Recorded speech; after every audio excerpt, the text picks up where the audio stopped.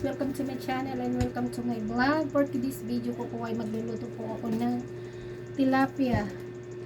Bali ang tilapia po ay gagawin ko siyang pangat. Hindi ko po siya ipiprito. Pangat po siya. Meron po akong tilapia dito na 4 na piraso po guys. So, ayan. Medyo ano na po siya. Malambot na siya guys. Let's go! Ayan guys, may kamatis na ako. Saka dalawang sibuyas, saka luya, saka bawang. Yan, may sili po akong isa. Isa na lang po yung sili ko eh. Ayan guys, magluluto tayo ng pangat. Papangat ko yung yung tilapia.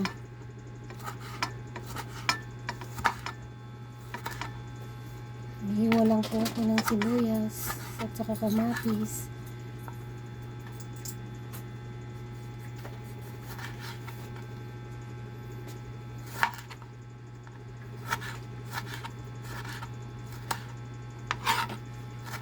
Kung ayaw nyo sa prito guys, ganito gawin nyo. Ako ayaw ko sa prito, kaya ito gagawin ko pangat. Pangat na tilapia.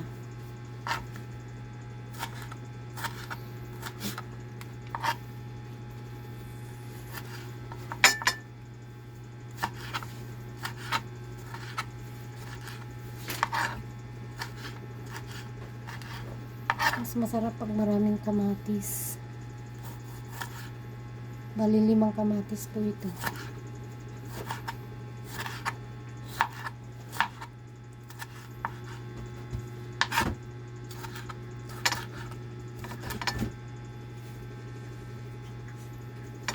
Ito. Ayan, may 2 sibuyas din ako.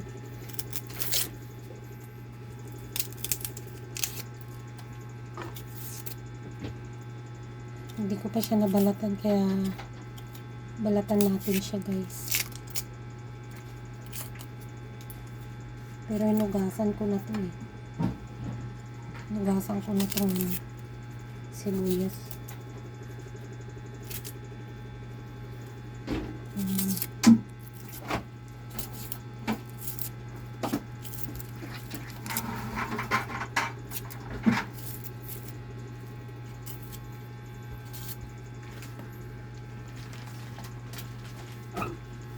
Buhayin natin ng sibuyas.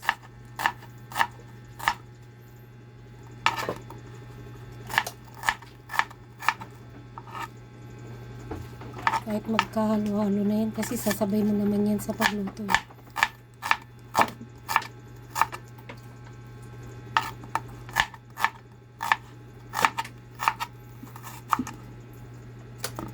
Sa inyo na po kung anong gusto nyong hiwa ang sibuyas.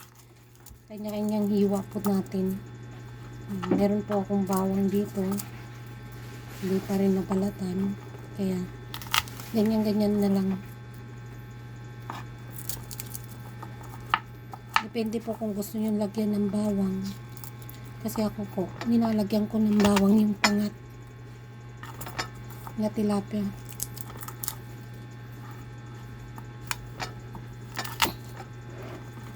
Ganyan lang siya.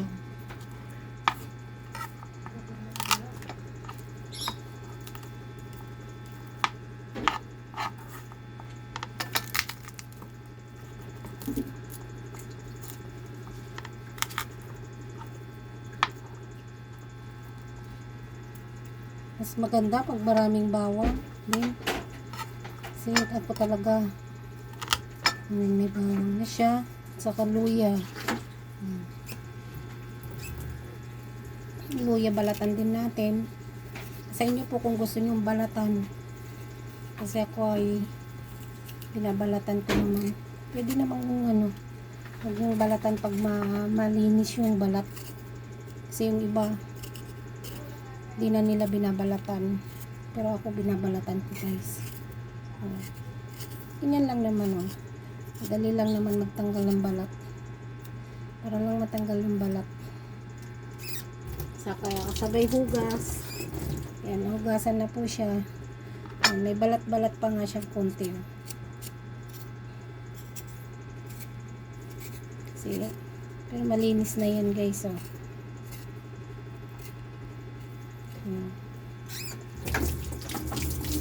Kasi ginagawa ko yan, binabrush ko yan ng ano, para mawala ba yung putik. Ayan. Saka ko siya pupukpukin lang ng ganyan, oh. Ayan. Hindi ko siya hinihiwa. Nagawa ko, ayan. Para nung, at saka yung luya, yung bango. Ayan. Pit-pit ko lang. Saka meron akong isang sili. Ayan guys, yung sili. Saka sibuyas. Ayan. Ayan, nakapaghiwa na po tayo ng ano, ng pangsahog niya guys. Kaya ito naman yung ating ano, ilalagay na tilapia. Ayan, kita nyo guys. 4 na piraso yan. Masarap to guys pag sariwa ang tilapia. Pero kung hindi sariwa, wag nyo na siyang ipangat. Prito nyo na lang guys. O gusto nyo rin, sarsyado nyo. Ayan ang isasawag ko. Tapos gagawin natin, meron po akong kawali. Gasan ko na yung kawali. Dito ko ilalagay.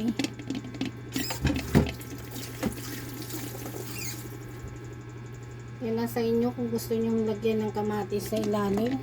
Ganyan. Saka konting ano, para mag ano siya sa ilalim din.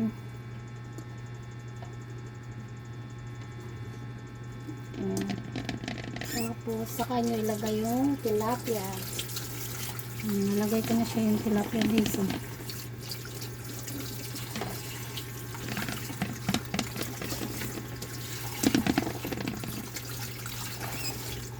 Sa mga ayaw magprito ng isda,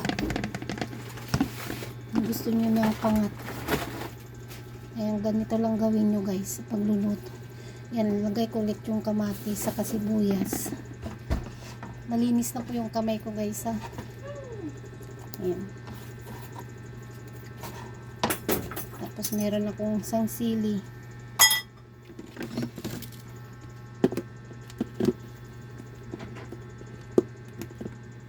Tapos natin lagyan ng ano, ayan na guys, lagyan ko na siya ng lagyan ko na siya ng asin. Yan, nasa inyo na po yan na kung hanggang ano maalat. Kontrolin nyo lang po yung paglagay ng asin. Wala na pa akong ibang ilalagay dyan, maliban lang sa tubig guys. Ayan, tubig. Kunting tubig lang po yung ilalagay natin. Sa akin na yan. Ganyan lang siya guys, oh. Kunting tubig lang. Dagan ko ng konti. Ayan. Lutuin na natin guys. Ayan guys, isinalang ko na. Ngayon gagawin natin guys. Takpan ko.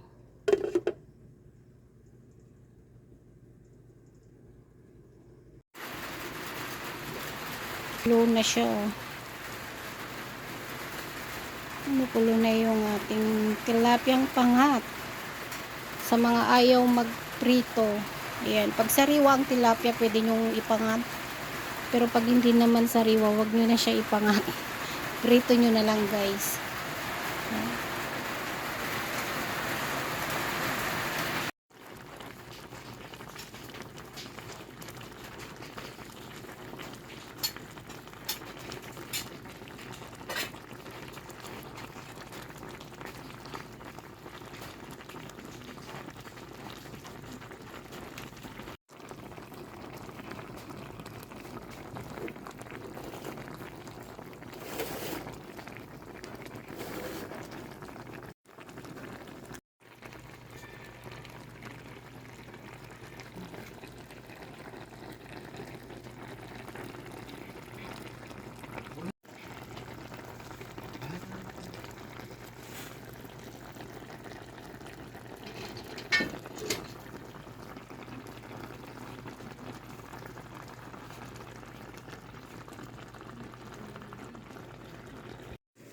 Ayan guys, malapit na siya maluto. Tingnan nyo, kulong-kulong na siya guys. Sa akin lang kasi konting sabaw lang yan ang matitira. Sana natin. Yun. Yan po ang pangat.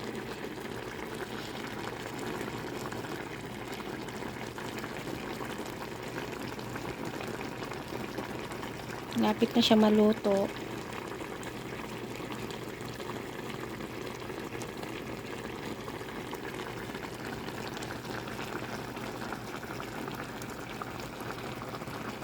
Yan, sa mga hindi po mahilig sa prito, ganito po gawin nyo sa tilapia. Masarap po siya.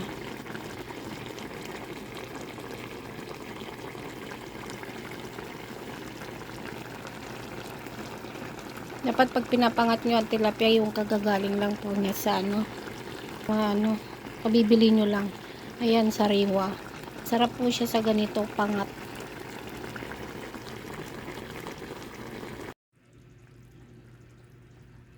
Ayan guys, luto na siya oh. Natay ko na yung kalan.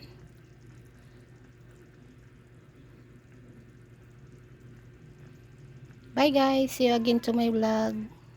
God bless po sa ating lahat.